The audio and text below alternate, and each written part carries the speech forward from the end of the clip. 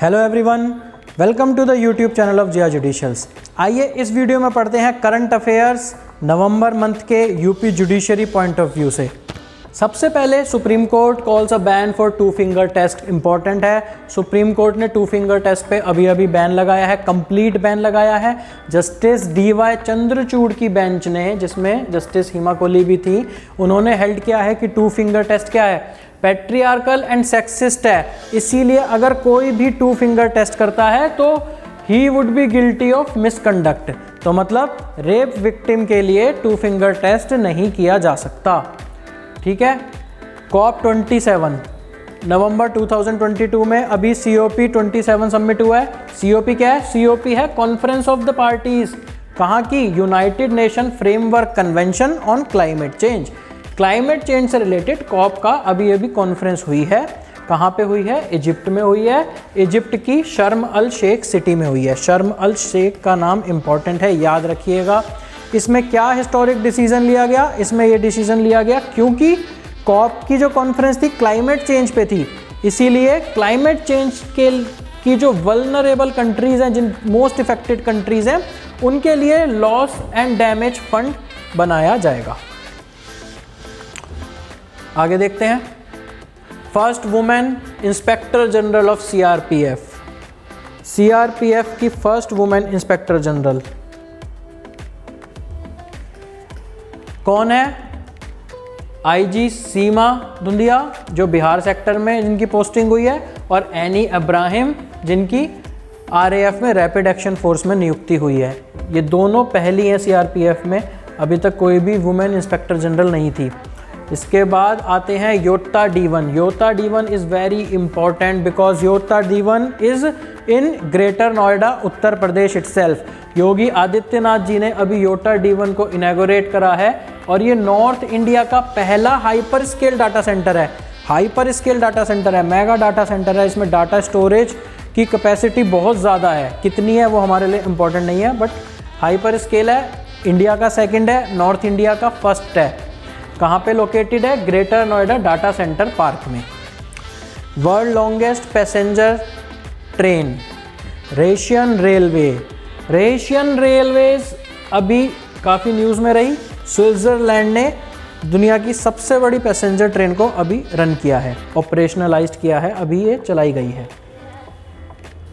First amendment to Indian constitution की पहली amendment पे अभी एक PIL फाइल हुई है, जिन्होंने कुछ प्रोविजंस को इसके चैलेंज किया है।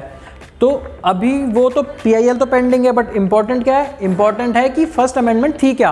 फर्स्ट अमेंडमेंट का जो बिल था वो प्रपोज किया था जवाहरलाल नेहरू जी ने। First amendment restrict the freedom of speech and expression, जिसमें क्या रेस्ट्रिक्शंस डाली थी? पब्लिक ऑर्डर से रिलेटेड, फ्रेंडली रिलेशन से रिलेटेड, विद फॉरेन स्टेट से रिलेटेड, और इंसाइटमेंट टू एन ऑफेंस से रिलेटेड। ये 3 रिस्ट्रिक्शंस के ग्राउंड पे freedom of expression, speech and expression, हमारे फंडामेंटल राइट को रेस्ट्रिक्ट किया था फर्स्ट अमेंडमेंट ने। इसके बाद आते हैं हम इंडिया होस्ट कर रहा है इसके बाद आते हैं हम इंडिया होस्ट कर रहा है IBA women world boxing championship को। 2023 की जो वर्ल्ड बॉक्सिंग चैंपियनशिप होने वाली है वो कहाँ पे होगी? वो होगी आपकी न्यू दिल्ली में। सबसे पहली हुई थी 2001 में। इंटरनेशनल बॉक्सिंग एसोसिएशन IBA की फुल फॉर्म, और ये वो वर्ल्ड बॉक्सिंग चैंपियनशिप का सबसे इंपॉर्टेंट इवेंट होता है IBA, याद रखिएगा। अभी IBA की यूथ वर्ल्ड चैंपियनशिप चल रही थी, जिसमें चैंपियंस हमारे देश से विश्वनाथ सुरेश, वंशज और देविका घोरपड़े, तीनों ने ही गोल्ड मेडल जीता है। ये तीनों नाम याद रखना आप। विक्रम S इंडिया का पहला प्राइवेटली डेवलप्ड रॉकेट किसने डेवलप किया है? स्काईरूट एरोस्पेस ने डेवलप किया है। स्काईरूट एरोस्पेस ने डेवलप किया है। किस मिशन में? मिशन प्रारंभ था, जिस मिशन को चलाया गया। Skyroot aerospace Hyderabad based startup company है, जिन्होंने डेवलप किया। विक्रम S है क्या? Vikram S sub orbital launch vehicle है। मतलब सब ऑर्बिट में अगर किसी व्हीकल को, सैटेलाइट को, किसी इंस्ट्रूमेंट को लॉन्च करना होगा तो विक्रम S रॉकेट का यूज़ किया जाएगा। विक्रम S विक्रम साराभाई जी के नाम पे है। डॉक्टर विक्रम साराभाई, पता होगा आपको, father of ISRO, Indian research organisation के फाउंडर हैं विक्रम एस साराभाई। इसके बाद आते हैं हम एसीन मेंबर्स पे। एसीन क्या है? एसीन ग्रुप है, कहाँ का? साउथ ईस्ट एशियन नेशन का ग्रुप है ASEAN. South east Asian nation कब फाउंड हुआ था? Foundation date. जो भी कोई करंट अफेयर्स आता है उससे रिलेटेड चीज़ों को भी पढ़ लिया करिए। कब फाउंड हुआ था? अगस्त 8 में फाउंड हुआ था। कौन से इसके कंट्रीज़ हैं participants? Brunei, Cambodia, Indonesia, Laos, Malaysia, Myanmar, Philippines, Vietnam, Thailand, Singapore. Almost सारे साउथ ईस्ट एशियन कंट्रीज़ हैं जिसमें ईस्ट तिमोर को अभी शामिल किया गया है। 11th member east Timor as a 11th member इसमें अभी अभी एंटर हुआ है। आगे चलते हैं, बाली में हो रहा G20 समिट। हो चुका, मतलब अभी अभी बाली में G20 समिट हुआ है, नुसा दुआ में बाली के। G20 समिट का थीम क्या था? थीम इंपॉर्टेंट है। क्या है थीम G20 समिट का? Recover together, recover stronger. क्योंकि ये कोविड पेंडेमिक के बाद हो रहा है तो इसका थीम भी उससे रिलेटेड है। रिकवरी होनी चाहिए टुगेदर, रिकवरी होनी चाहिए स्ट्रॉन्गर। इसके बाद आते हैं हम आर्टेमिस 1 पे। Artemis 1 successfully launched by NASA November 16। NASA ने लॉन्च किया है आर्टेमिस 1। आर्टेमिस 1 क्या है? फर्स्ट इंटीग्रेटेड फ्लाइट है। फर्स्ट है क्योंकि फर्स्ट है। आर्टेमिस 1 की सीरीज़, नासा कोई भी स्पेस ऑर्गेनाइजेशन क्या करती है? सीरीज़ चलाती है। जैसे विक्रम एस हमने पढ़ा तो विक्रम 1, विक्रम 2, विक्रम 3 ऑलरेडी रॉकेट्स हैं हमारे पास। ऐसे ही आर्टेमिस 1 है, अब इसकी सीरीज़ चलेगी तो ये अपनी कैटेगरी का फर्स्ट व्हीकल है। अब ये किस लिए किया है? डीप स्पेस एक्सप्लोरेशन के लिए, मतलब मून और बियॉन्ड मून स्पेस की एक्सप्लोरेशंस करेगा आर्टेमिस 1। आगे चलते हैं, panchayat extension to schedule area, PESA act को देखते हैं। पीसा एक्ट क्या है? पंचायत के एक्सटेंशन का एक्ट है। कौन सी स्टेट? मध्य प्रदेश। याद रखना, कौन सी स्टेट? मध्य प्रदेश ने पीसा एक्ट को इंप्लीमेंट करा है। कहाँ पे? शेड्यूल एरियाज गिवन है ना, तो शेड्यूल एरियाज में ही क्या होगा? ट्राइबल एरियाज में, ट्राइबल पॉपुलेशन में। क्योंकि ट्राइबल पॉपुलेशन में 73rd अमेंडमेंट मतलब पंचायती राज वाली अमेंडमेंट एप्लीकेबल नहीं होती, तो उनको भी इस कैटेगरी में लाने के लिए एमपी ने पीसा एक्ट उन पे इंप्लीमेंट किया है। इसके बाद November 18 60th anniversary of battle of Rezang La. अभी 18 नवंबर को हुई है रेजिंगला की बैटल की 60th एनिवर्सरी। अब रेजांगला क्या है? रेजांगला लद्दाख में है, ये याद रखना है। रेजांगला लद्दाख में पास है। और कौन सी बटालियन ने फाइट किया था चाइनीज़ के अगेंस्ट? कुमाऊं रेजिमेंट ने।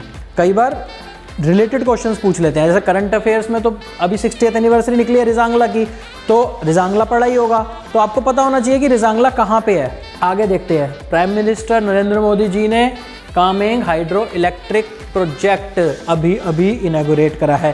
कामेंग पे काम चल रहा था काफ़ी टाइम से। कामेंग क्या है? कैपेसिटी क्या है? 600 megawatt Kameng hydro power project. ये स्टेट ओन्ड है, ठीक है। स्टेट की कौन सी कॉरपोरेशन है वहाँ की? Northern eastern electric power corporation.